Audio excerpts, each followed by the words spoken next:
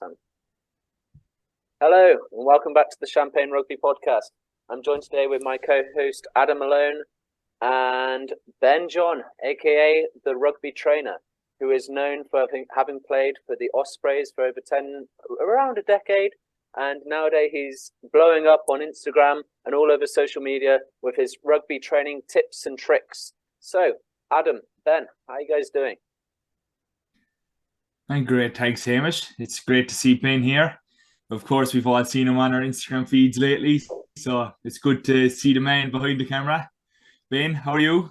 Yeah, good. Thanks, lads. Yeah, thanks for having me on. Firstly, I really appreciate the message and asking, for me to come on. So yeah, thank you. And just probably fed up with my voice, my nose, my face, and everything. Is it? Ben, go on. I was just going to say it's like a start of a joke here, isn't it? Like we got the Englishman, Irishman, the Welshman, all sat on the podcast together. Usually it's whoever jumped out the plane first. It's like the Irishman, the Englishman, and then the Welshman, or something like that.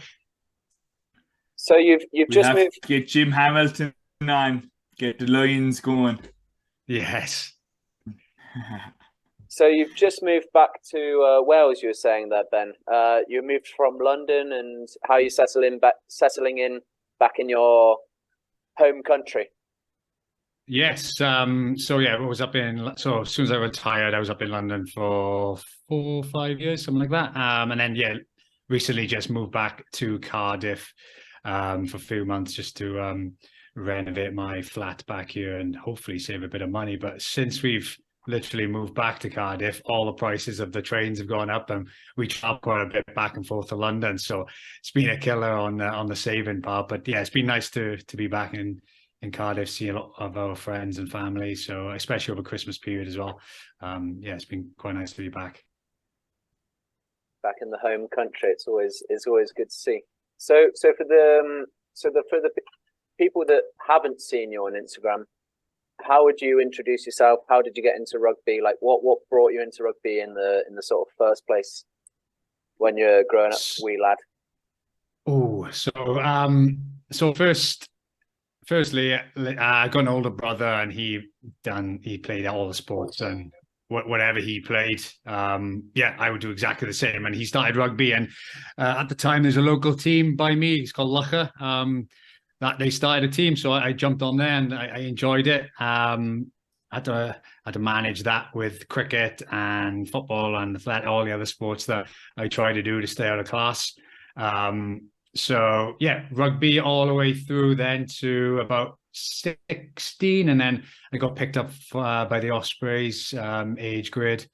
Played all the age grades from 16s, 18s, and at the 18s level, then I got selected to go into the academy. So there's a few of us in the academy.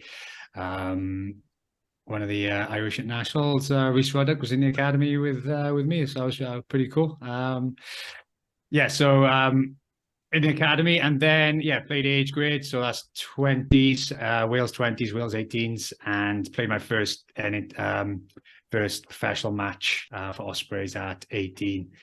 And then played all the way through till the age of about 26, and then retired due to concussion.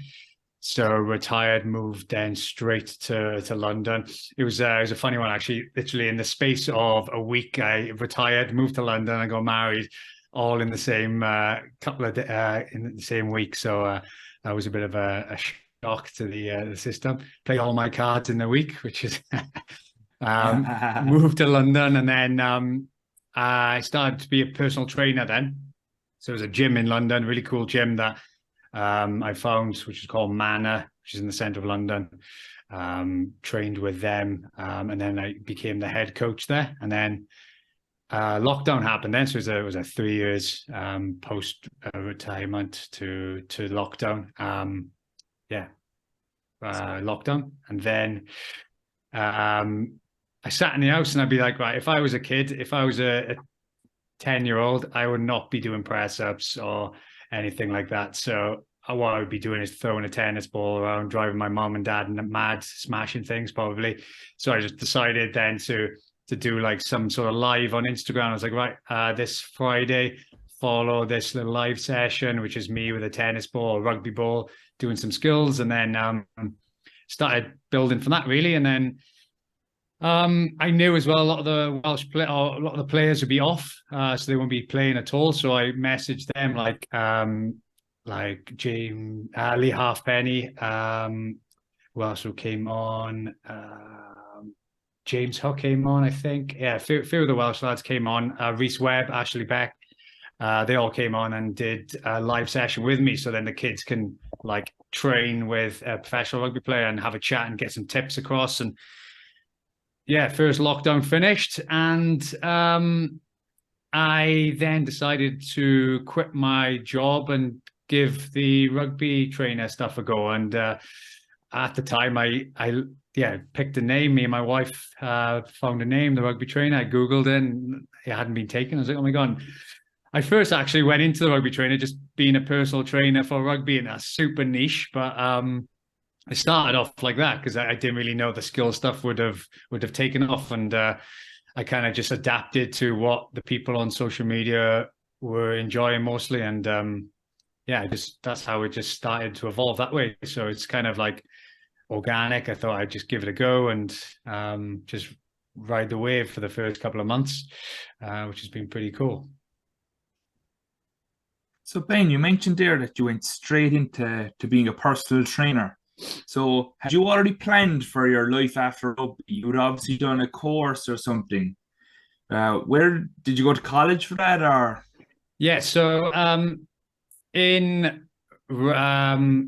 well, at the time, my girlfriend at the time, Christy, she was living away. She lived in London. I lived in Wales. So we did like a long distance thing, and I had loads of spare time. So I literally did as many courses as I can. So I did like a barista course or make a coffee, latte art course. I did, what else did I do?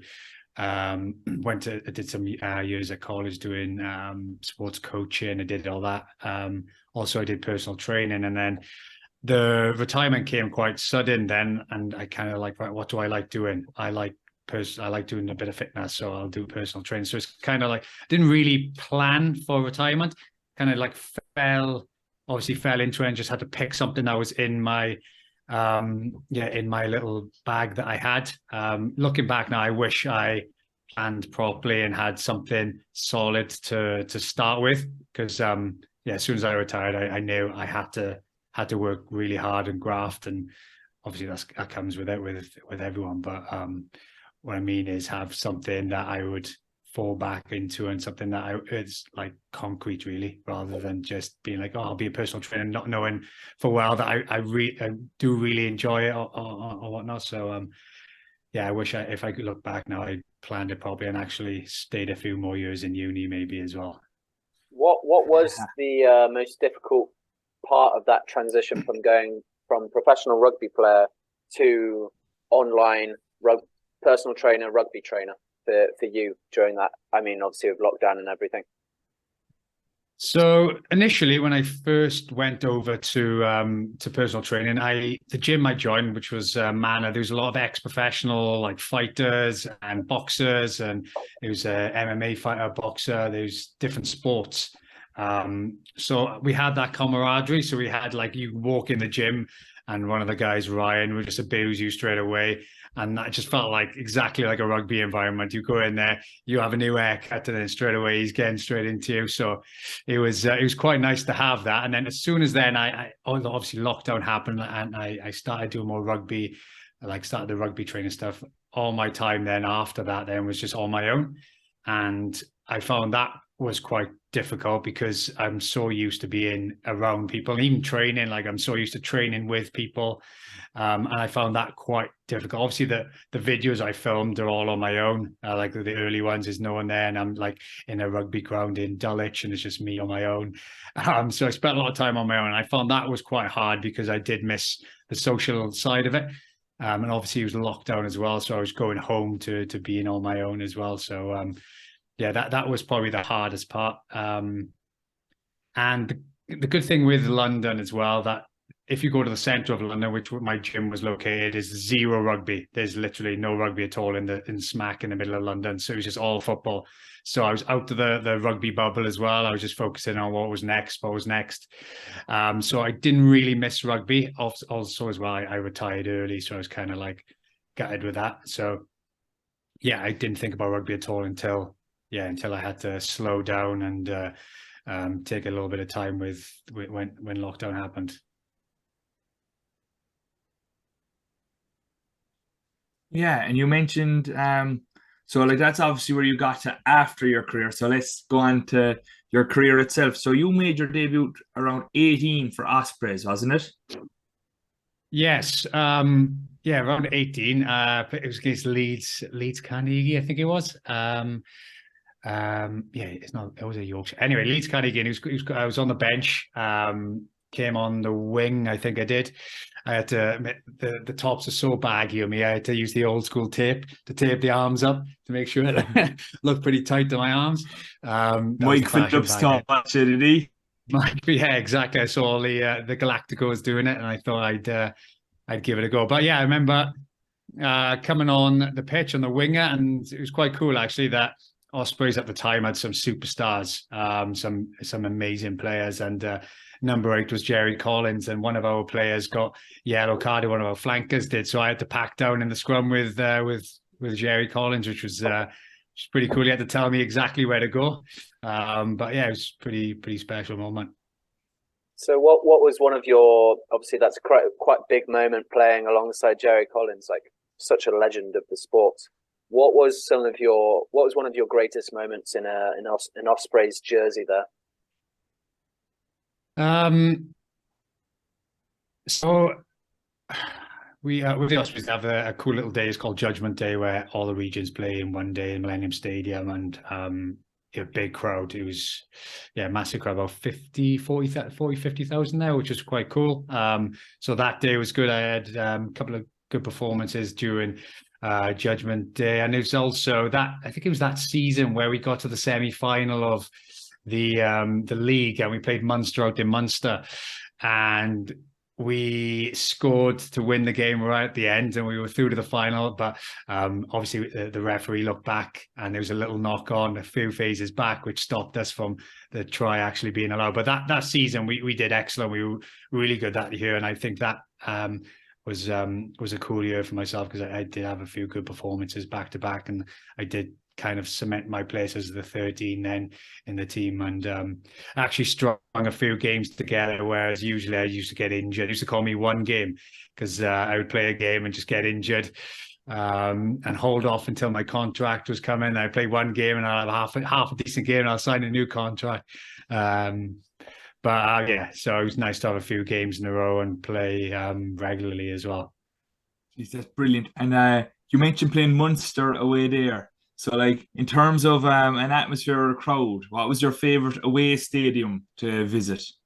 Oh, the Irish ones. Love playing in Munster, and Leinster again. The RDS was class. Literally, there's a few games that I played on the wing there, and I'm standing on the touchline, and literally they're sitting on top, just above you there on your shoulder, just hurling about here when the ball goes up in the air. And you know how good the Irish players are under the high ball as well. So the Irish places are always special to go and play.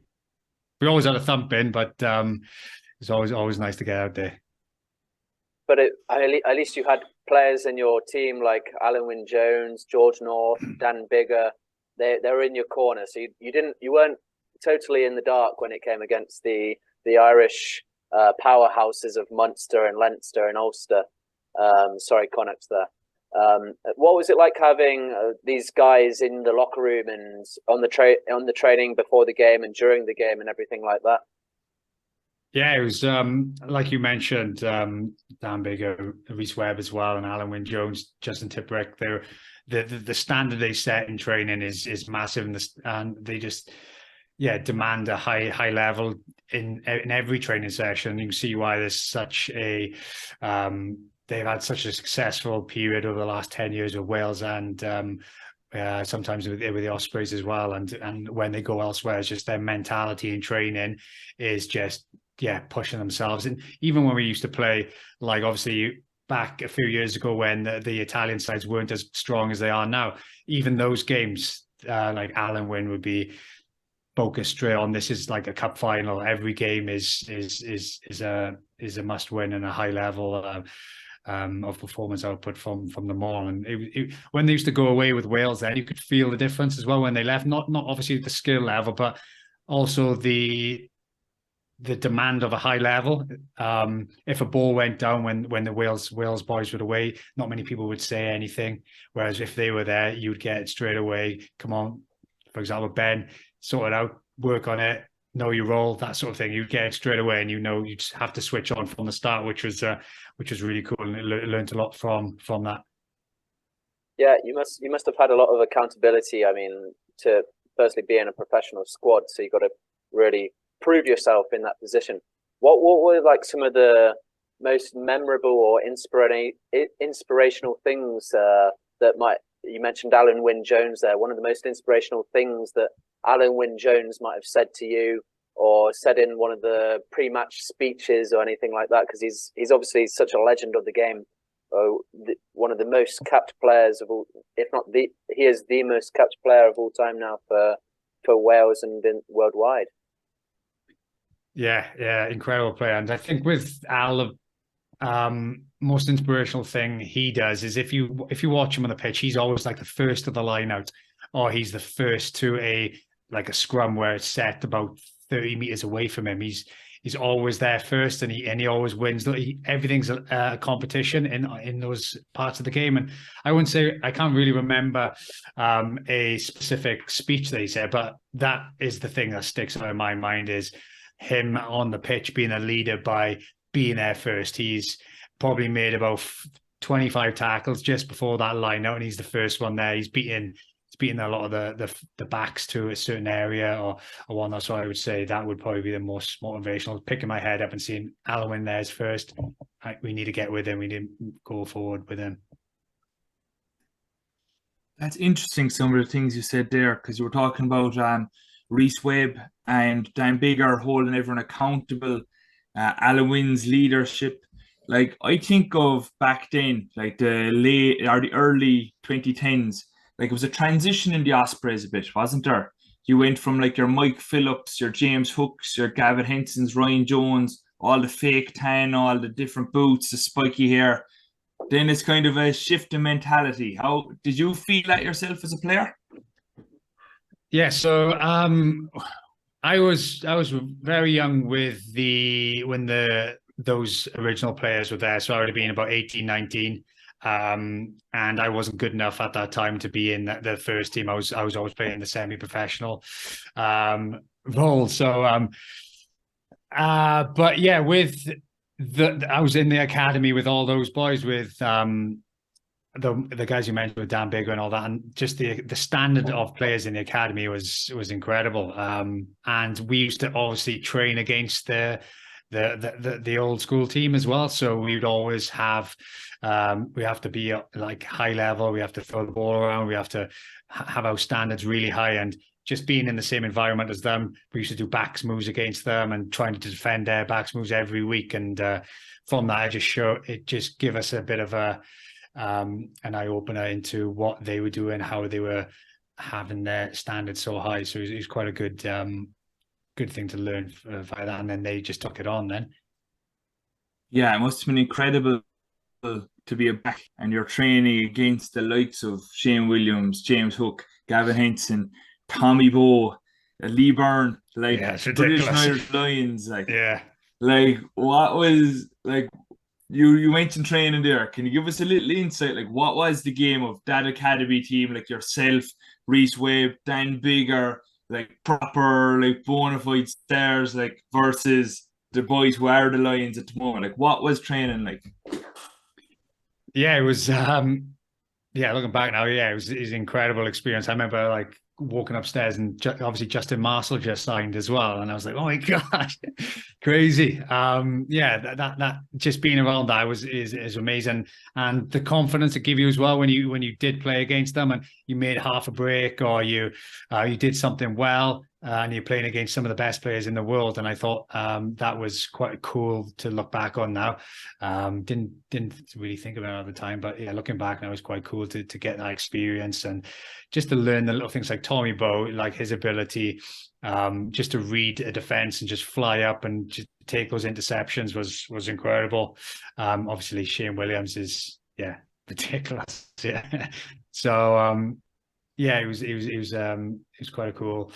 And as well as that, defending it as well and understanding, right, these guys are the best in the game. If we can defend them, then yeah, we can defend anything. So that was quite cool. And just the detail they have in every play was very interesting, and where they needed to be and the angles of running and how they will influence like, for example, how usually you try and attack like a 13 and try and put a lot of pressure on them. So the angles of running, someone like Sonny Parker would run to try and cut back in to try and turn my shoulder. That was quite cool to think about and learn from. Yeah, like, and I always think of like, what was Shane Williams like at training? Like, was he a very vocal person who'd tell you, here, Ben, you should have turned your shoulders here or there, or was he just magic? Did he just do whatever he wanted and never thought about it or vocalized it? What kind of guy was Shane Williams into the dressing room? Yeah, he was definitely that team was, that's one thing I did notice when I went onto that pitch is like that training pitch, that's just the sheer volume. It's just so loud. Everyone knows what they're doing. Everyone's talking, everyone's communicating. And funnily enough, I played football with Shane Williams a few weeks ago for a charity game. And he, incredible. He's still carving up gas, just in and out of. We were playing against a football team as well, like a lot of ex-footballers, and yeah, he didn't look out of place. He's such a talent. But yeah, people like one of my heroes growing up as a kid was James Hook, and he moved away from the Ospreys when I was young and I was coming through, and then he came back then towards the end of his career. And yeah, just to play alongside him was incredible, because I used to try and take a lot of tips from him, just his movement on and off the ball. So it was just awesome just to play alongside him. Yeah, I used to love Hook and Henson as well. Hook and Henson, yeah. Yeah, Henson was the man. All the boys on my rugby team saw us be laughing at me, being like, oh, go on, Henson. Because obviously, as you can see, the hair. Yeah, mate, I can see it. Yeah. It'll gel up like I can see it. And did you manage to? What was the main lessons that you took from these guys, and that you've now implemented, not into your own game, but also into your training strategy? Yeah, one thing picked up from Sonny Parker is even if he made a mistake, it doesn't really matter. It was just all about just living in the moment. If he didn't make a mistake, for example, he wouldn't stop himself. Like if it's an offload mistake, he wouldn't stop himself from that offload. He would then just think, right, okay, I did that because of X, Y. Was it the right decision, or was it just poor execution? And then you make a decision from that. And then from that, it wouldn't stop him from offloading. He would just think, right, I just need to work on my offloading, or maybe just read the picture a little bit better. So that's one thing I did pick up, is their confidence in their own ability, whether they've done something well or not. They'll still back themselves the next play. So they would always be thinking about the next thing that's happening, rather than, even if something went well, even if they've done something really well, he would still be calm and collected. So Ben, what does a typical week look like for you nowadays, going from professional rugby player to now the rugby trainer? So yeah, from rugby, I used to think I was really disciplined and I was super disciplined. I'd always get it done and super, switched on with that. And then since moving away from rugby, and the further away I'm getting from rugby, and even with the PT side of it, I because I was in the gym, I had class times, and I had to be in a certain time in a certain place. And I found that out, that as soon as I lose the structure and I have to rely on myself to do the structure, I found it's really difficult. And it was kind of like, I'm disciplined. If I'm told to do something, I'll always do it, and I'll do it consistently. Whereas if I have to plan my own thing, I found it really difficult. So the self-discipline was the tough one. So I decided to hire a marketing manager. Well, he's well, whatever he is, he does a lot for me. So I call him marketing manager. It's easier. So every Monday we would sit together and we would like plan the week out, and we'll just brainstorm, and he helps me with a little bit of structure. And then after that meeting, then I'll spend another half hour, an hour planning my week, and that would be structuring my content, structuring my coaching sessions. I still do like online PT as well, so do all my PT structure for the week, and also plan content for like some other videos, not just I've got a skills academy as well, so I'll plan videos for that, and I'll plan so there's a lot of planning, but it all starts from that accountability I have early on. So that is something I find is very helpful for me, because straight away then if I get told, oh, this is your plan, I'll be straight into it. Then I can get it done. But it's one thing I have started implementing now, I was saying to Adam earlier, is every morning I've decided from when I wake up. So I wake up about 5:20, and I start work at about 8:00. So in between that time, I try to get everything sorted for myself. Nothing to do with work, more to do with me personally, physically and mentally. So I would go to the gym early in the morning. I'll do like an hour in the gym, and then after that, then I'll make breakfast for myself, my wife. I'll water the plants as well. Water the plants. I will also do a bit of journaling in the morning, and I would read a couple of pages of a book. Not many. It takes me a while to read, so I probably get through 3 pages because I have to read it about 4 times. But yeah, so everything, and I try and get everything done before 8. That's me sorted then. And then from there, I know I'm into work then, and I can just fully switch on to work from 8 till whenever I finish in the evening. So that is kind of building my structure. But the one thing is, if I do miss Alex on a Monday, if he's on holidays or he's too busy or I'm too busy or whatever, and we don't have that Monday, it carnage then.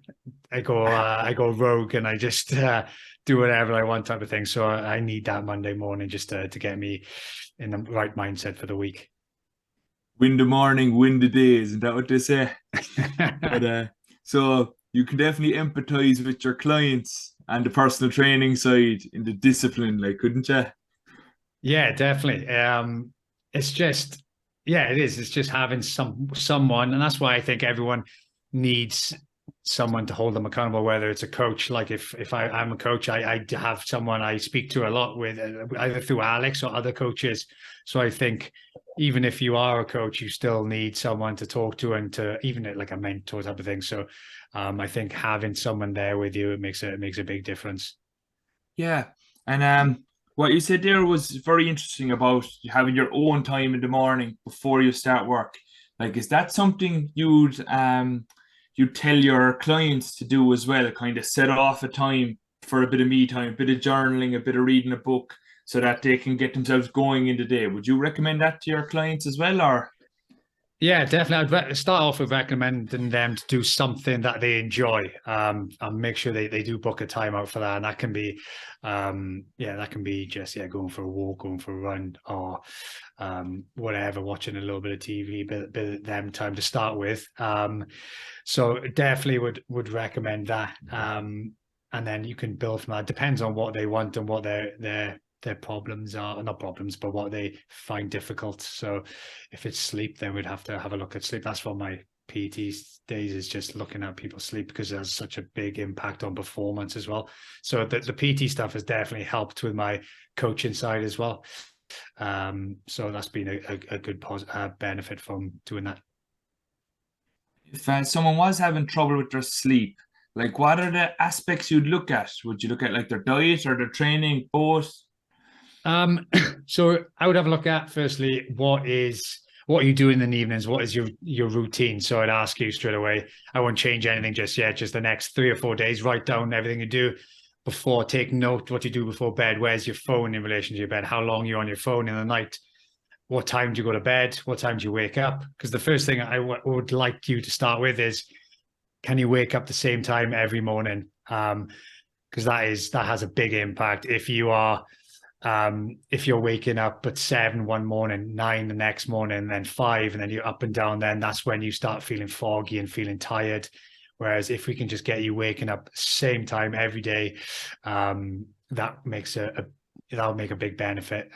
Firstly, on how you feel in the mornings, and then from there, then we can have a look at other things, like I mentioned, how long you watching TV in the night? Are you on your phone late at night? How close is the phone to your bed? Darkness as well in the room. Yeah, and have a look from there. So what is it you that having an issue sleeping? Yeah, I would not having too many issues, but I have been listening to a few podcasts with sleep coaches on, and they're all promoting the Whoop product and things like that. But something you said there that's interesting that they didn't really press on. You were on with the phone next to your bed. Like, what different? Like, obviously that means you're on your phone, but what else would that impact? If the phone is there, you're going to check it. If you hear a little vibration, you're going to check it. As soon as you wake up, you're going to check your phone.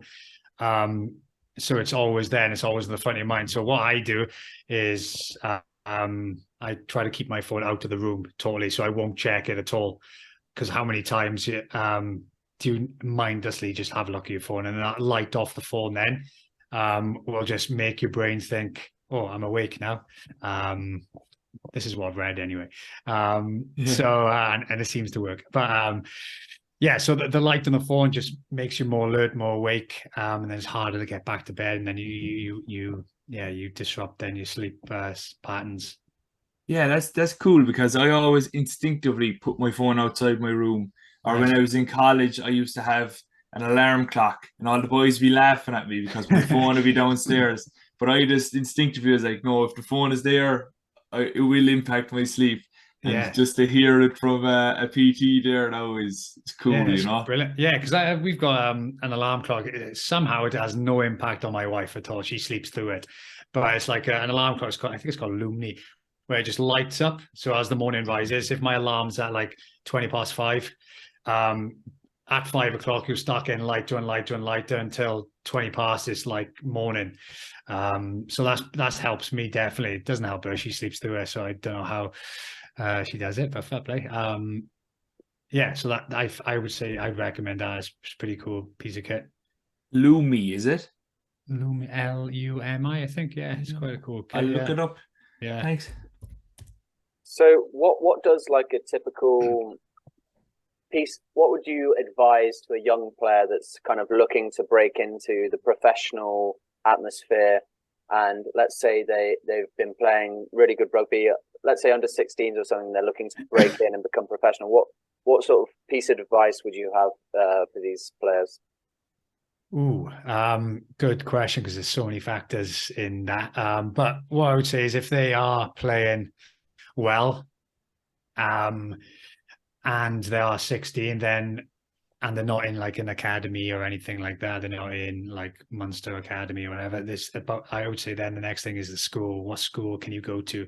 Can you go to a good school where you're playing against top players, and can you then actually compete against them and still stand head and shoulders above them and still play well?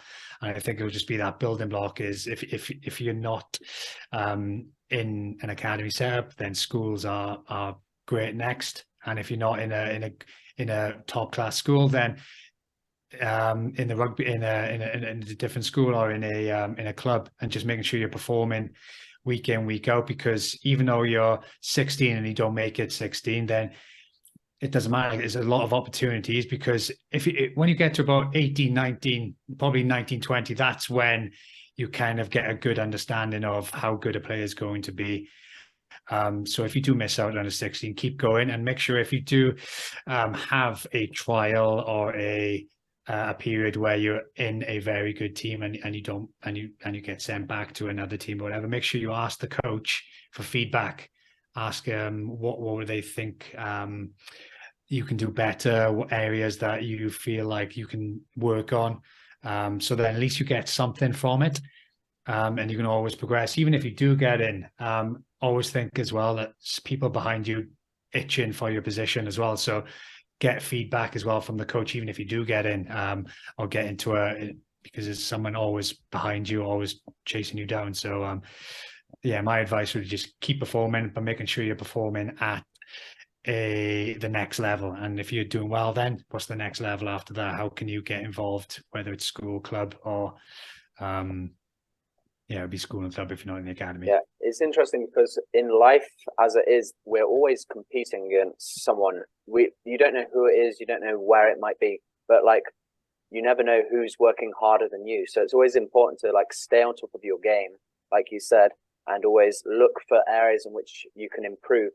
Do you think that maybe, as you were mentioning, like 18, 19, that's when you're most likely to get picked up into a squad? Do you think that what is the kind of like the probabilities for someone, let's say they didn't get picked up from 18 or 19, but they still wanted to be a professional rugby player? What sort of advice would you give these players? And what's like specific things could these players that, like, let's say they're 23, but they still really want to be a professional rugby player, what sort of things could these players do to then break into the squad? I know there's some players that did break in a bit later on in their career, but it'd be interesting to see what you have to say from the rugby trainer sort of point of view. Yeah.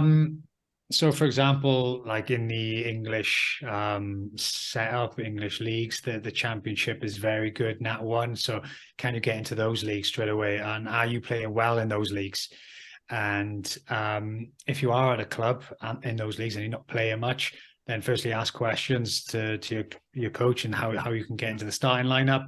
And if not, have a look elsewhere as well, because one thing that helped me massively is when I was playing, I was always in the Ospreys setup, and then I went to the Dragons on loan. And going to the Dragons on loan and being in a different environment and seeing different players and sparked a bit of energy in me and a bit of hunger and will to get better. And that little change of environment helped me massively because it was just something fresh, something new.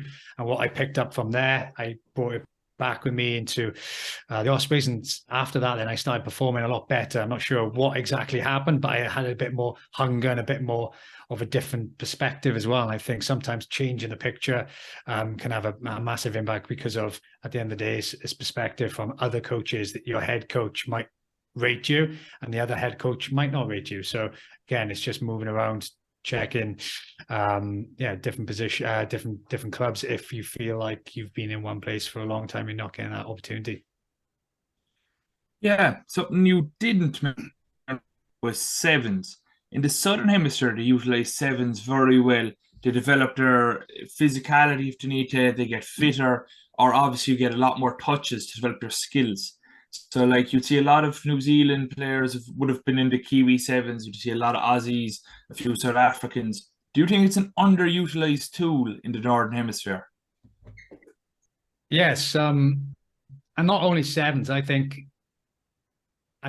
touch as well, touch and tag rugby, especially those three, is something that has a high focus on skill, because like sevens, you are literally one-on-one in a ruck or in a tackle. You've got to beat that player one-on-one. You've got to tackle them one-on-one. You've got to clean someone out with just one bullet, one person. So the emphasis on the skill is massive. And that's not just, you've got so many space and the fastest person wins. It is higher up you go, the less space you have on the pitch, because players can are a lot more organized. So definitely. And in London, obviously coming from a rugby union background in Wales, we didn't play much touch at all, zero tag.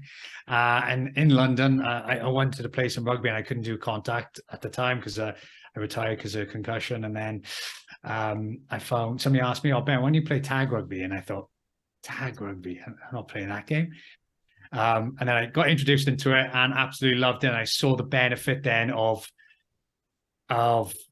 tag rugby and how you can create 3-on-2s and how you can have quick hands and how you beat people with footwork. And I think from that and seeing the footwork that Southern Hemisphere players have, like New Zealanders, Kiwis, even speaking to Marcus Smith, I did some content with him and he said his footwork is coming from obviously watching the Sevens boys, because he was brought up over that side of the world and seeing the Sevens boys. And also he played a lot of touch when he was a young guy and he was just learning side steps. And I also spoke to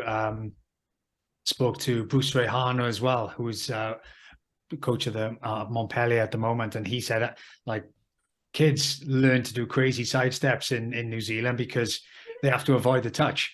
And that's why you see people like the New Zealand wingers just doing some mad side steps that you wouldn't have seen over here, just because they've all been brought up playing touch, playing tag, playing sevens, where one-on-one has a massive impact on their rugby union game. And you can see that with the forwards as well. Their forward skill level is so high because a lot of them do play touch and tag and whatever. Whereas over here, if we throw a football to most of our forwards, they could probably do around the world and keep you upbeat all day. So yeah, it just shows like growing up playing different sports, and obviously basketball's a lot bigger over there as well. So a lot of their hand-eye coordination sports is a lot more of a focus point than over here. Yeah.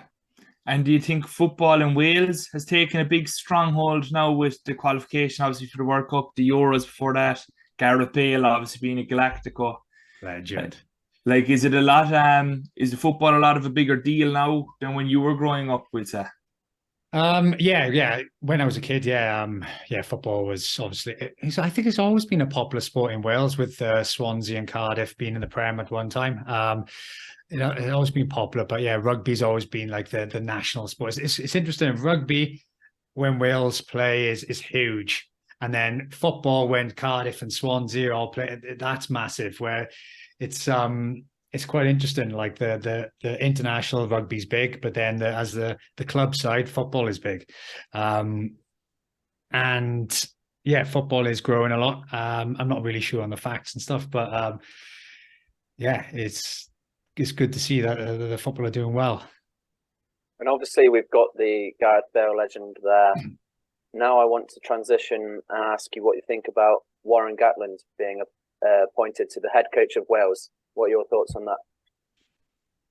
Well, it's interesting, isn't it? Like, what was he appointed 5 weeks ago? And before that, a lot of the Welsh regions, I think Ospreys lost 6 in a row or something like that. And Scarlets weren't doing very well. And I think it's only Blues that were doing quite well. And all of a sudden now, I think all the Welsh regions are winning every week, and they're looking good. And I put a tweet out the other day saying I'm actually really excited for the Six Nations now from the last 4 or 5 weeks, because before Christmas, just after the autumn, so it was going to be a long old Six Nations. But now getting Warren back seems to have had an effect of having a bit of a buzz. And yeah, it seems like the regions are playing well, and really excited now for the Six Nations. So it's What are your predictions for the Six Nations? Oh, it's going to be a good one though, isn't it? Predictions. Come on, Ben. We know. The heart is telling me something. See, it's it's good. Well, all on the first game in it, Ireland and Cardiff. That'll be interesting. I can't look past France doing well. It's so hard to call, isn't it? It's such a close Six Nations, and when with Wales, when we are backs against the wall, we know we come out fighting, so that makes it even more interesting as well. And even Italy are playing really well, where their back three are on fire with Ione and Capuzzo. That'll be easy. So yeah. England are coming last. Is that what I heard, Ben? England are coming last. Nah. Marcus Smith played well the weekend as well. Very well. Yeah, so yeah, it's going to be interesting. But I'm going to say France probably will win.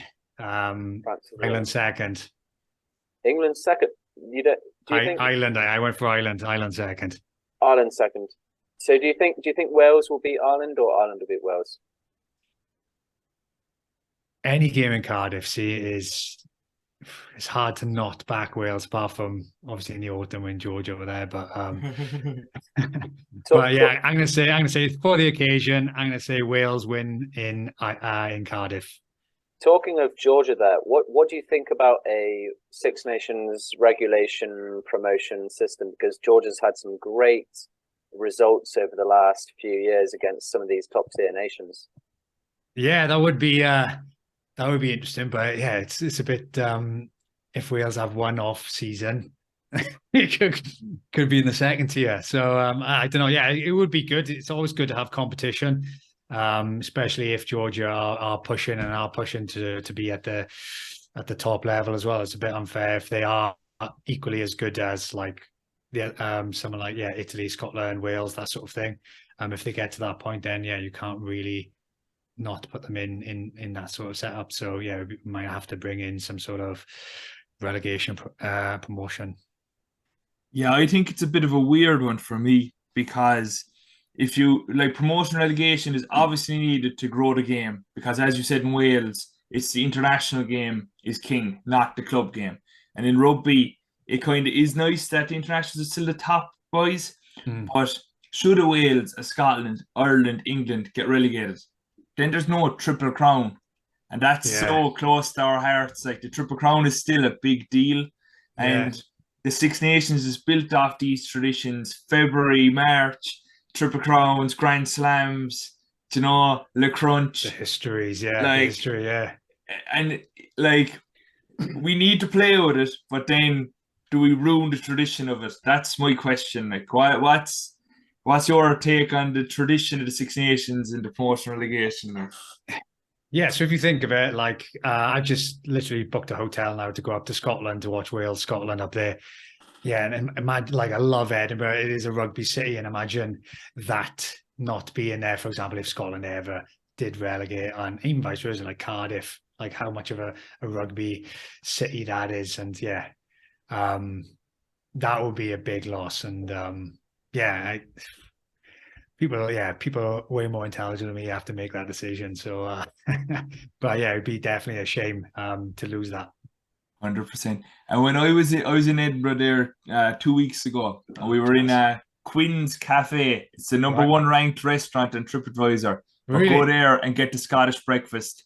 Quinn's Cafe. Michael Quinn will serve you, and he actually be working for Guinness at the match. So really? Quinn's Cafe, Edinburgh, Cafe.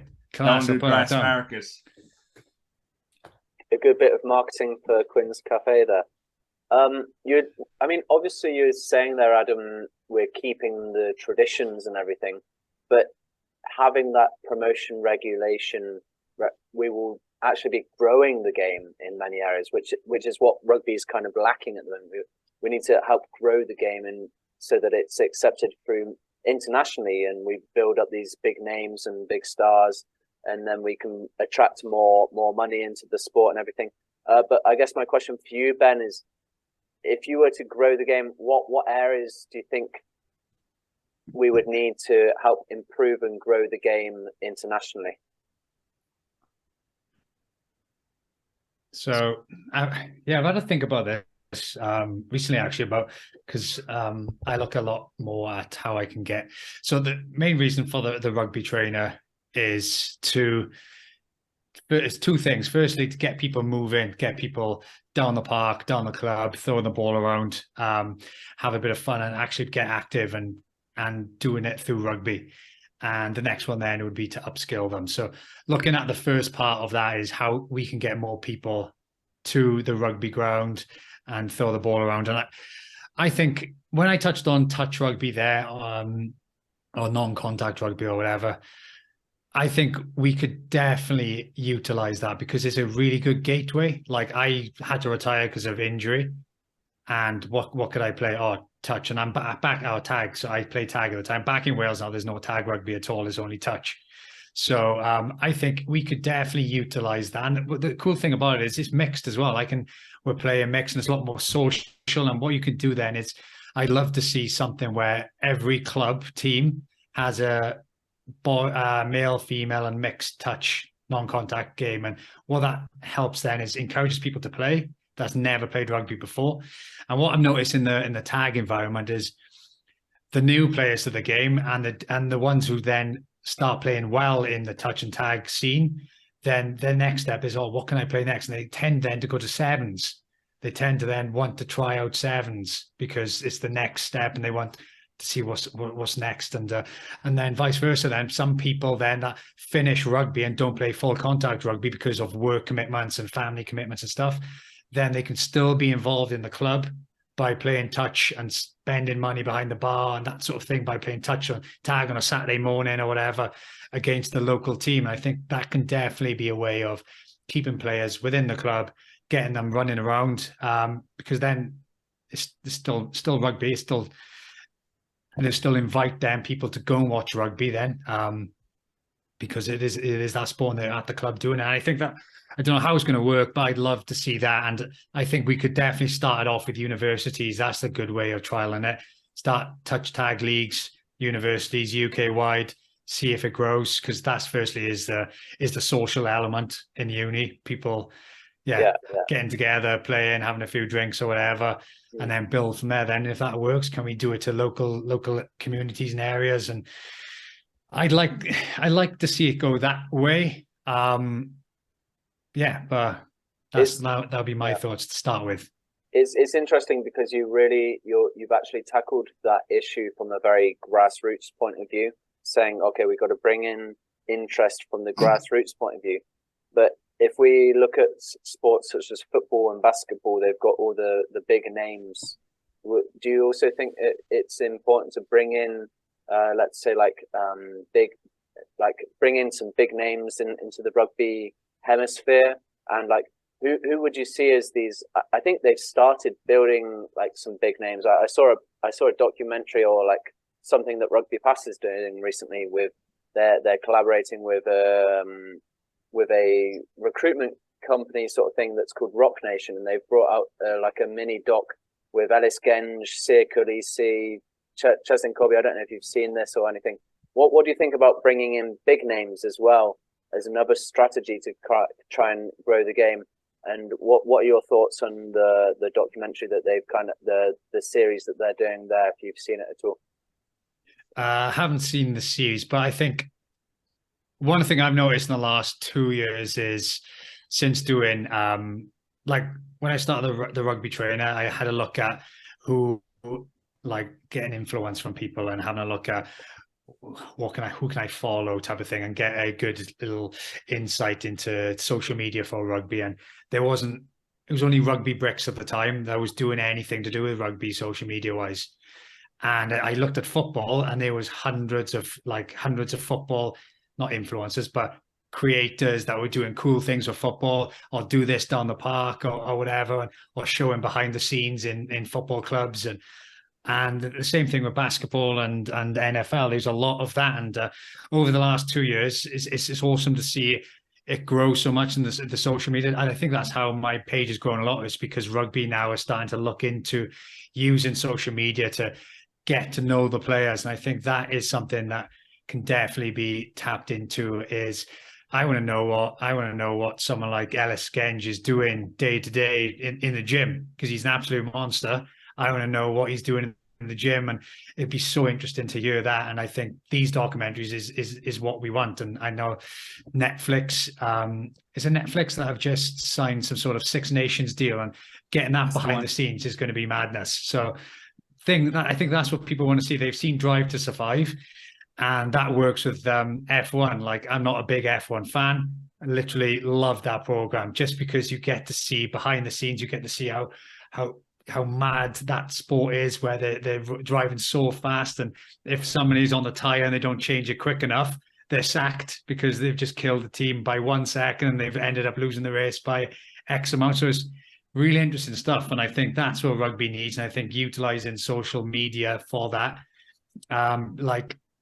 it would be massively beneficial. Like, the rugby guy does awesome stuff because it's fun, it's funny. It just encourages you to throw the ball around with your kids and stuff. Stuff like that is what's going to help grow the game, I feel, with rugby. And I think there's still a long way to go with rugby. There's a lot of I think England do it really well. What's the name of the England little O2 behind the scenes? That was cool. Yeah, that's really good. I think is it Behind the Line or something? Behind the Line, that's the one. Something like that. Yeah, so things like that. Something you mentioned there now about the series, the Netflix series for rugby, like Drive to Survive. What you said, we hold on to is like controversy, the aggression, the how outward everything is in Formula One. It's cutthroat. Do you think that if in the rugby series they act the same way, do you think people are question rugby values? Do you think rugby values are slightly outdated in that regard then? How do you think it's going to go down? Yeah, I think it's good, like the Living with the Lions sort of stuff. We love watching them. And it's just getting behind the scenes, getting the talks before the games and what people say to each other and how players act before the game and the motivational chats before the game. I think that is something that we would like to see. Obviously, with rugby, obviously it won't be access to everything because there's a lot of tactics and stuff. So obviously it would be edited out or restrictions on certain things. I think anyway, but it'd just be good to see that side of things, like the build up for games and what a players working on, or what the coach is saying to players in the training session when they've just played Ireland the weekend and they've beaten them in the line out. How are they gonna change their strategy? So I think that sort of thing would be good. It'd be interesting to see how they do it, because with Drive to Survive, the first series, they just followed one or two people around, and after that series ended, all the big names wanted to be involved then because it did so well. So be interesting to see how they do it. Do they follow 3 people or 1 person from each camp around? I don't know. So what do you think? Yeah, I'd love to see, like, I'd love them to follow around like Tyg Furlong, Owen Farrell, Finn Russell. I'd probably pick Capuzzo then from Italy because he's kind of the up and comer. What does he actually do? For France, I'd pick Intermac. I think Intermac's a pretty cool dude. I suppose they're all out halves, aren't they? I think they'd probably follow it from a coach's point of view, because the coach has the overall visualization of how he wants the team to play on an international level. And you've got a lot of different personalities at the top level, such as Eddie Jones and Warren Gatland's, and now Steve Hansen in the past. Kind of transitioning there, we talked about Warren Gatland earlier. What's your thoughts on Stephen Borthwick coming in with the England setup? Do you think he'll do a good job there? Yeah, it's pretty exciting actually with his coaching side as well, especially with like Marcus Smith and some of the Harlequins lads having I can't blank, sorry. Having the attack coach, Nick Evans, yeah, sorry. I always go blank. But yeah, having Nick Evans there, being the attack coach is going to be very interesting. I think having that, like what Warren Gatland's somebody fresh, somebody new is coming in, so the excitement's going to be there, and this is going to be their first campaign in, like, was it 5 years that they've had a new face there, maybe even more. Yeah. So it'd be exciting. I think the England team would be raring to go for the first game, especially it being Scotland as well. Yeah, there's a lot of history there. Do you think though that there'll be much difference in the? I mean, the reason Steve Borthwick and everything, Eddie Jones being fired, do you think there'll actually be a lot of difference in their coaching style? Because obviously Steve Borthwick was playing a long time or coaching a long time under Eddie at Japan, and then he moved over to England with Eddie at the same time as the forwards coach, or the line-out coach there. Do you think he will have a largely different impact on that England side, or do you think his experience at Leicester will help him to bring in something new and fresh? Yeah, definitely new and fresh. I think he will understand what the England what the England way is of, yes, they're gonna try and beat teams up, but also they have the ability to play rugby like we saw against New Zealand. There was elements in our New Zealand game where they could attack from absolutely anywhere. They look so good with ball in hand, but also they can play the hard yards as well and just take the ball forward. And the way Leicester play as well, they play a good kicking game. And internationally now, it is like, for example, something like France, they do kick a ball a lot, but it's knowing when you get the ball back, when to attack. And that's what I think England will probably bring, is and saying what Leicester did last year is, yes, they kicked the ball a lot, but when the time is right, can they attack, and can they attack the way like they did, like England did against New Zealand, and just shift the ball to space and utilize a little bit of space to get the offloads through, and then play through the line then. So I think it's just getting that balance right. And I think, Borthwick is going to be, it's going to be interesting to see how he does that. And I think he did it well with Leicester, so it'll be interesting to see how he does it with England. A while ago there, Ben, you mentioned Rugby Bricks and Peter Breen, and then now you're on about new and fresh. So obviously Peter ended up coaching the Melbourne Storm as a skills coach. Would Ben John have ambitions of coaching a team one day? Oh, yeah. So maybe one day when I'm a little bit older. I'm still hanging on to the fact that if I was still playing, I'd still have a few years left in the legs. So but yeah, to be honest, I had a thought about this literally last year, actually. About this time last year, I was doing a lot more like coaching with like teams and trying to get up like the professional team ladder type of thing. And I just thought, which way do I want to go with this, with a rugby trainer?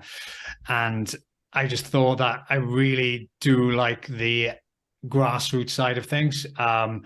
And just because that's one thing I'm really passionate about is, just getting people moving, getting them out, getting throw the ball around. One thing as a kid, one of my highlights looking back on my rugby career is going down the park with my brother and sister, with my dad, and he just used to do some rugby skills with us and tennis ball catching. I think that's what I'm trying to do with a rugby trainer. So if I can do this for another 10 years or whatever, and then I'm still going to be young, still going to be like 41, and then by then I can hopefully then maybe go and coach a team or whatever. When I have kids myself, I'll probably coach their team type of thing. So at the moment, I want to stick with individual skill and helping the grassroots. So I still coach some professional players, like individually.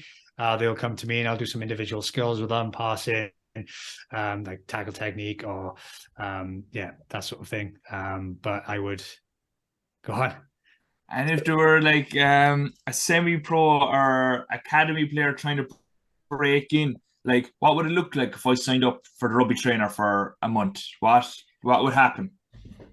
So I've a couple of like offerings, but if it was a semi-pro, I would do it face-to-face to get a lot more out of it. And as well as that, I would because they would have footage as well. So what I would look at then is if they did send me the footage over, we'd go through if it was a winger. I've coached a few wingers and back three players. How can we get you in the game? You're the fastest guy on the pitch. How can we get you in the game a little bit more? How can we get more ball in your hand? And also, what are you doing in certain situations, skill-wise, that we can work on and we can develop and adapt. So, and obviously we look at the tackle technique. So that is what I would do. I would do the Zoom sessions and go through the footage like this over Zoom, and we'd have a chat about it. And what I would do, either a face-to-face session, or I would give them a program. I'll be like a PT type of program, but it would be like, right, this is your extras, I call it. This is a 10-minute session I want you to do at the end of your team session. Grab a partner, grab a scrum half or whatever, and work on this little element here. And this is our focus for the next 4 weeks. And we'll see if it comes into practice in your training team sessions. And then can we then push it into your game scenario? So that's what I do at the moment with some of the semi-pro players. It's interesting that you have a very grassroots approach and point of view to then help bring players into the game there. What would be maybe your dream player to coach in terms of a professional level? If you had to have one player come to you and say, look, Ben, I want you to coach me for the next 3 months, work on my skills, who would that player be? Ooh, I do enjoy coaching back three. I used to love high ball stuff. And so if someone like Zama dropped me a message and said, oh, mate, can you help me with doing some high balls or getting into game a little bit more, tackle technique or whatever, I'll be like, yeah, mate, keen. Just because I find the back three so exciting, because I even though I was a 13, I played a lot at wing, and the way I used to play is how can I get involved in the game? And I used to try and look for ins and outs of inside 10s and outside 12s and that sort of thing on the shoulder of 9s, and how we can get into the middle of the pitch. And yeah, find your way through the players who are a bit tired and a bit weary towards the end of the game. And that's the things that I like to focus on, especially like high ball as well. I love that element as well. And I saw that you had, obviously you spoke about Marcus Smith there. I saw you had O'Driscoll on one of your YouTube videos. What does it look? What is the process of getting Marcus Smith or O'Driscoll? What's the process of like going from like just being the rugby trainer and getting one of these guys into one of your videos and doing a collaboration? How does that process look like? Oh, type person, you still there? Yeah, sorry. So the process would be, it's different ways, because at the moment I'm working with so the Brian O'Driscoll one was through BT Sport. So I had a conversation with BT Sport, and they said, we've got Brian O'Driscoll free for X amount of time. Do you want to film content with him? And I was like, yeah, cool, absolutely. Yeah. You didn't have to pay for that or anything?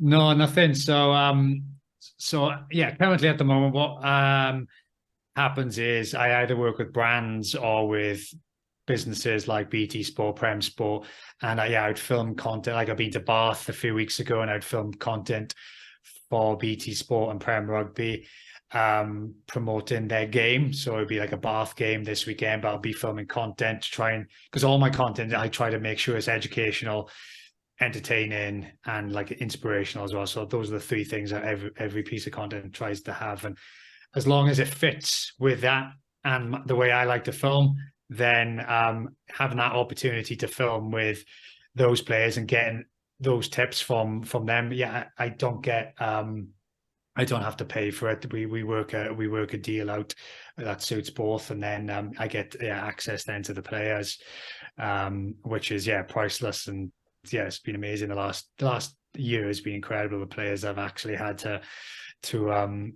do some content with has been amazing. That's unreal, yeah. Marcus Smith and Brian Driscoll, I suppose everyone would want to do that. Yeah, amazing. I was just there and I was just asking him one question, and he just, his knowledge is incredible.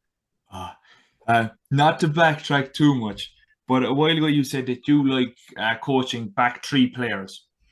Do you see a future in rugby where, like in the NFL, they're position specific, so you'd have a wide receiver coach, a running back coach, quarterback coach? Do you see a future in rugby where there's back three, centre, out half, scrum half?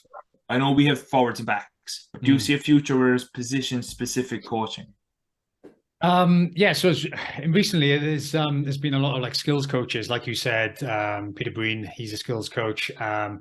Bruce Rehan is now a skills coach. So I think they're starting to invest in those type of things. But with the like, if I think of someone like Ospreys, they would have a backs coach, but also they would have coaches from the academy that would also double up and do work with the first team as well. And like someone like James Hook is at the Ospreys, and he would do a little bit more with the centers maybe, or the outside halves, working on that. And he'd also probably help out with someone who's playing fullback, a young fullback. So it does happen, but it's not like specifically that's their role, but they will help out in areas that maybe need a little bit more attention or a bit more detail. Yeah, and do you think it'd be overkill if it did go to that level, that it was a one-to-one coach practically, that you had an out half coach? Do you think that's overkill for rugby, or do you think in 20 years' time it could be a thing?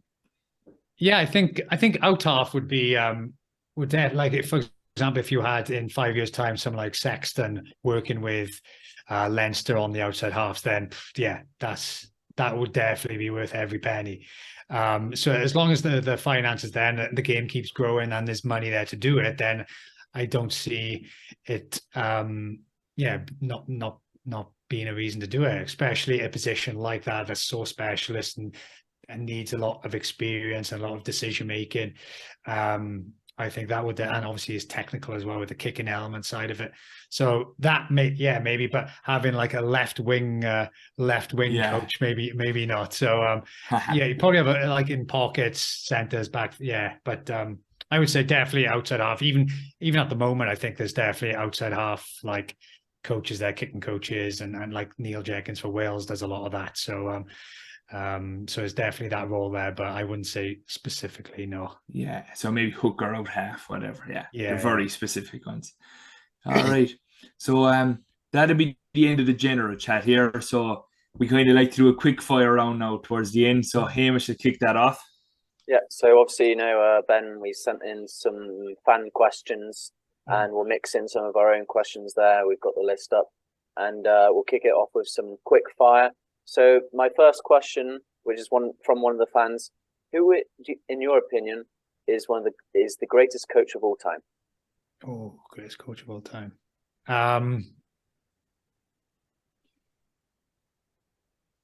Greatest coach of all time. It's a great question. I'm going to say this is supposed to be quick fire. Sorry. I'm going to say there's two on my mind, both Kiwis. I'm going to go. Warren Gatland's got to be up there. Absolute, class with Wales, and obviously the Lions. He did really well.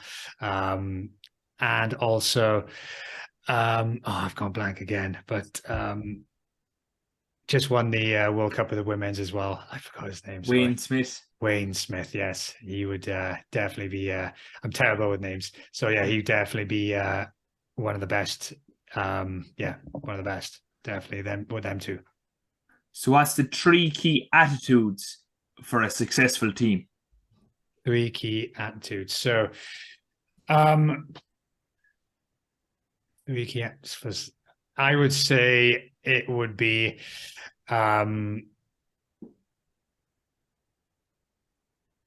work ethic for one another, honesty, and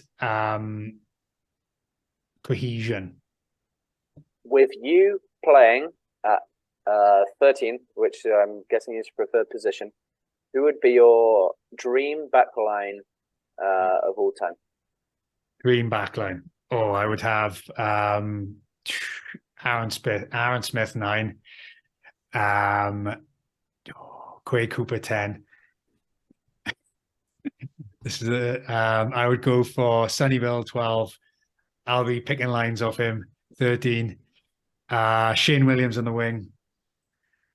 I would be going for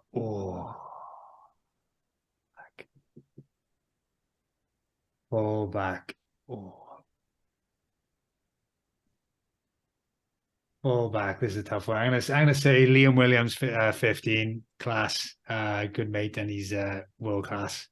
And then on the wing, I would say, there's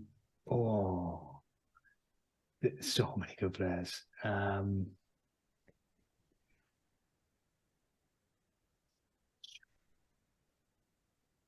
gonna go for oh my god, I'm killing this. I'm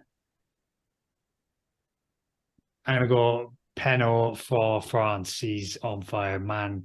Can't stop scoring. Normally we have a question, Carter or Wilkinson. You kind of thrown that out of the water. So who's the best out half of all time? Ooh, Dan Carter, epic. Yeah. This is another fan question. What is your max squat, bench, and deadlift? Oh, what's my max bench? Max bench. I did 130 for one. Max squat. Ooh. 160 maybe for one, all the way down. And deadlift. Oh, I don't know, broken back. What was my max deadlift? I don't know, it's probably 210, I think I've done in back in my playing days when I was a lot heavier. Now I probably get about 160 out, I think. But yeah, I wasn't much in the gym. Toughest opponent? Toughest opponent, good question. I remember playing Leinster away and being in and around the ruck, and Sean O'Brien just virtually just threw me around as if I was just a teddy bear who just swung his arm like that, and I just went absolute miles. And so after that, I don't think I went into a ruck. So I'd probably say him. What are the three main areas that make a successful player? Three main areas to make a successful player.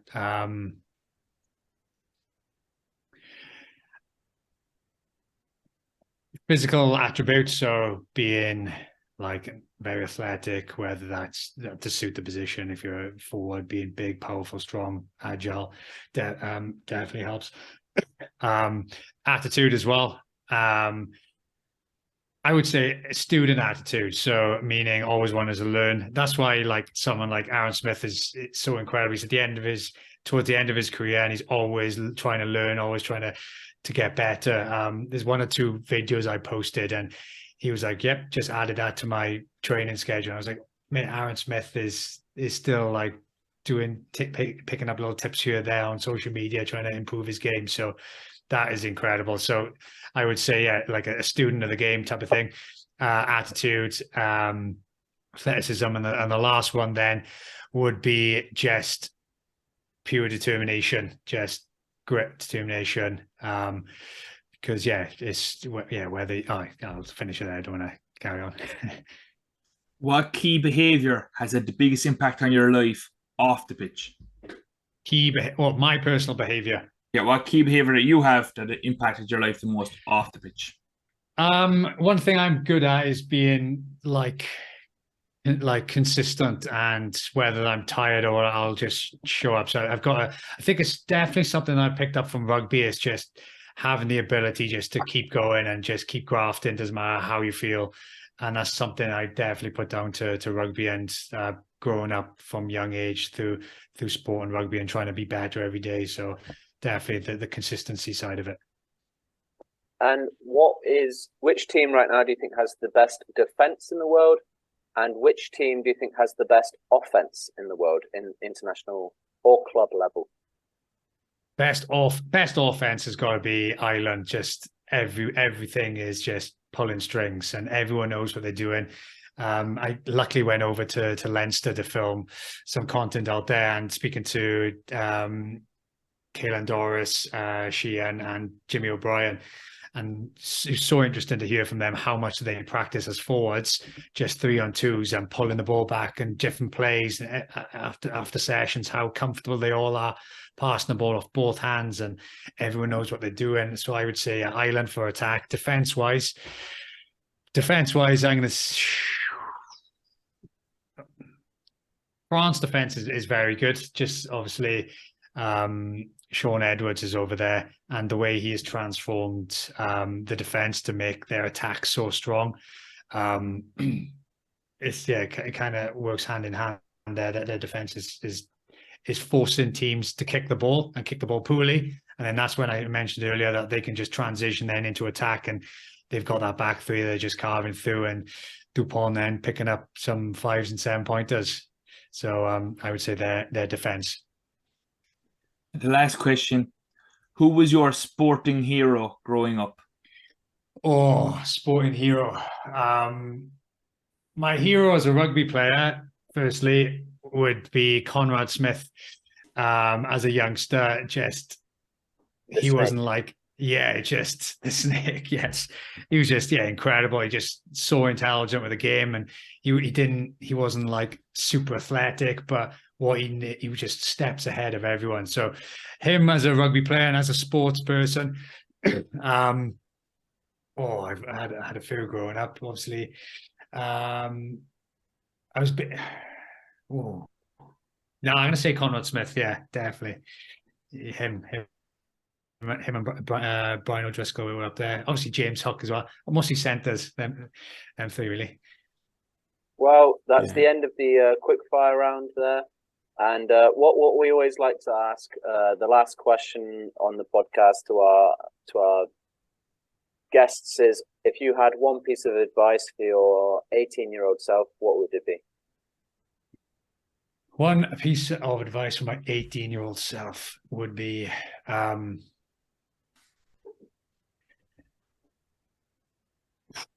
one thing I wasn't very good at was like the communication side of it, and like communicating how I feel as well. So that's one thing I found I can easily just switch off and just grind it out. And there's a few times I've picked up injuries because I haven't said anything, type of thing.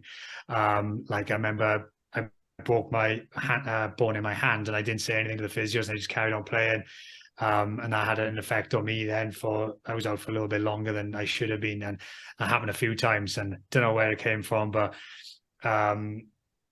yeah, communicating is definitely something I need to get better at, and I'm working on. And that's why I do a lot of journaling as well, to try and figure out what my emotions are. Because yeah, literally not very good at them. Like happy, sad, crying. That's all I know really. So yeah, I'm trying to learn that much more. So that would be my advice for my younger self.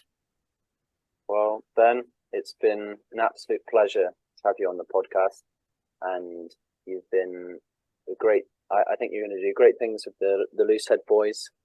I've no doubt, and yeah, I've really enjoyed the time and had the chance to get to know you even in more depth and ask you some questions. No, thanks for having me on. Both. I really appreciate it, and it's been great to chat, and haven't had a chat like this in a long time. So it's great to meet you both, and same with you two. Loving the pod, and keep going. Thanks, Ben. Cheers, lads. And where could the audience find you there if they wanted to on Instagram? So yeah, find me at the Rugby Trainer, and that's on all platforms. So I've got TikTok. That's probably where you've seen me, Adam, all the times. YouTube, TikTok, Twitter, Instagram, everything really, LinkedIn, whatever, just the Rugby Trainer. And I've also got a skills academy, which it is a virtually sessions every week. Spend 10 minutes doing X, spend 10 minutes doing Y on your own. Get the ball in your hand, get to a park, get down the garden or whatever, and just do these skills. I'll give you feedback as well. So it's a lot of interaction. It's definitely worth having a look at. So that's the rugbytrainer.com then. So everything's the Rugby Trainer. Well, you guys know where to find Ben, the Rugby Trainer, online now. So be sure to give him a follow, and be sure to check out the Champagne Rugby podcast on Spotify, Apple Podcasts, and we also have our YouTube channel going now. And if you have any queries with recruitment or any sort of rugby recruitment, be sure to check out our page, Wolfpack Rugby Recruitment there, and we'll be able to sort you out and get you into the amateur clubs and everything over there. It's been a great podcast, and we'll see you next week. Thank you very much.